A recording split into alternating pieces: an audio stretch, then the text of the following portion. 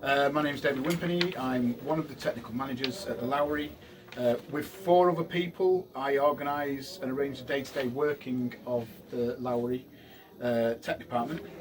With an eye on lighting, what I do is I assist visiting companies before they get here and on site with their productions when they're here.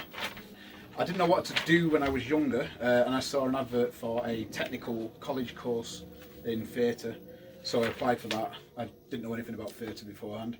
This was at Oldham College. After college I worked at Contact Theatre on Oxford Road for a few years, gained some knowledge and experience, and then I worked at the Royal Northern College of Music for 4 years until I got a full-time job here at the Lowry. 5 years ago I got the opportunity to apply for a technical manager's job, and that's where I am today. There's no typical day for me really. Every day is different. We do long hours, but sometimes we do short hours. We can do a 16-hour day, and then the day after we can do a 4-hour day.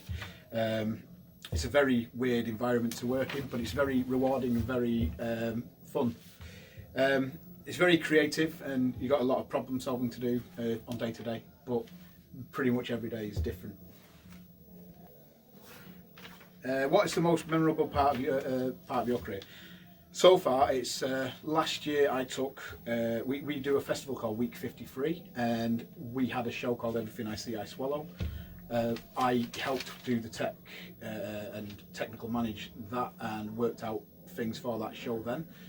I then got the opportunity to tour it with the visiting company to Edinburgh Fringe Festival, where it won a Fringe first, so it was quite a nice thing for me and the Lowry to do. What is the worst part of your job? Absolutely anything to do with the stage department and woodwork. I'm known as, if I bring a saw out of the workshop, someone will take the saw off me and ask me what I need cutting. I'm that terrible at woodwork. What is the best part of your job? Being creative and being able to make designs that adapt into numerous shows. We have loads of shows on. Normally we have loads of shows on, and one of our things that we need to do is make sure a lighting design works for multiple different shows, and that's one of my favourite things to do, is to get all the designs together and make one unified design. What are the key skills, attributes needed for your role?